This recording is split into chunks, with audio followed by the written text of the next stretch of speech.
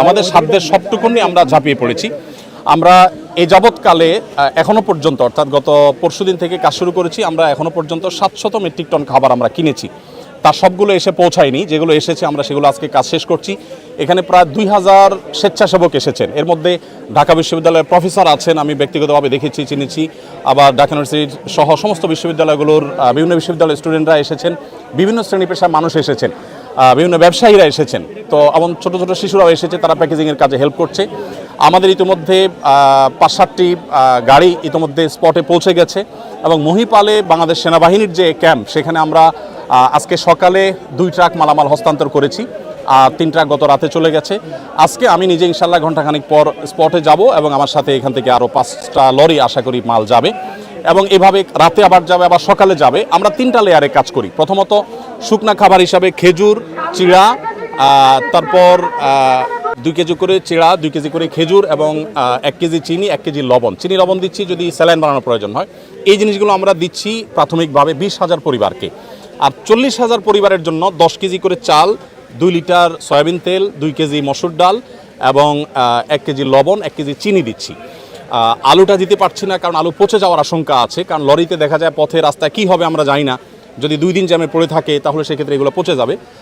সেক্ষেত্রে আমরা হয়তো নগদ কিছু টাকা দিব যাতে করে তারা কিনে নিতে পারে। এটা হলো দ্বিতীয় লেয়ার, অর্থাৎ এখনও রান্না করার পরিস্থিতি নেই, আমরা শুকনা খাবার দিচ্ছি। খেজুর 4-5টা খেলে খাবারের কাজ হয়ে যায়। সেই সাথে আমরা একটু পানি শুকোতে শুরু করলে কাল বা পরশু সকাল থেকে আমরা চাল ডাল সহ ভারী খাবার দেব। এরপর তারা যখন ঘরবাড়িতে যাবেন তখন আমরা 25 কেজি করে চাল ইনশাআল্লাহ আশা করছি যে আমরা 20,000 পরিবারকে দেব। এরপরে 4th লেয়ারে গিয়ে আমরা 4,000 পরিবারকে ঘর বানিয়ে দেওয়ার প্ল্যান করেছি। পরিপূর্ণ ঘর বানাতে না পারলেও 4 বান করে টিন এবং কিছু নগদ টাকা 10 বা 20,000 টাকা, যেটি আমাদের সুযোগ আমরা এটা দেবো। এখনও পর্যন্ত আমাদের কাছে ফান্ড এসে সব পৌঁছায়নি। আলহামদুলিল্লাহ গত 24 ঘন্টার ভিতরে প্রায় 3 লক্ষ মানুষ আমাদেরকে অনলাইনে ডোনেশন করেছেন।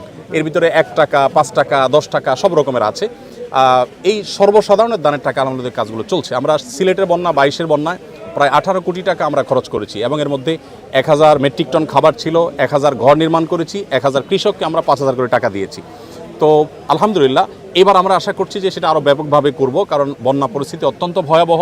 প্রতিনিয়ত আমাদের কাছে সাহায্যের জন্য মানুষ আসছে, রাত দিন আমাদের কর্মীরা কাজ করছেন, সর্বস্তরের মানুষ এখানে এসে কাজ করছেন। আমি আপনাদের মাধ্যমে উদাত্ত আহ্বান করতে চাই আমাদের দেশের সর্বস্তরের মানুষকে। আমাদের দেশে মানুষ একে অন্যের বিপদে ঝাঁপিয়ে পড়েন, এর পূর্বে আমরা বিভিন্ন সময় দেখেছি। এবারও আশা করি যে এই বন্যায় আমরা প্রত্যেকে যার যার সাধ্য অনুযায়ী আমাদের আশেপাশে থাকা আমাদের জানাশোনা মানুষগুলোর পাশে আমরা দাঁড়াবো এবং সবাই যদি সম্মিলিতভাবে আমরা প্রচেষ্টা করি, জাতীয় দুর্যোগ মোকাবেলা করার কোনো ব্যাপার নাই ইনশাআল্লাহ বিদিনিল্লাহ। 40 বা 50 লক্ষ মানুষ আক্রান্ত। আমরা একটু দেখি, মাশাআল্লাহ এখানে একটা প্যাকেজ রেডি হয়ে গেছে, সম্পূর্ণ একটা প্যাকেজ রেডি হয়ে গেছে। এখানে আমরা দেখতে পাচ্ছি 10 কেজি চাল, 2 লিটার তেল,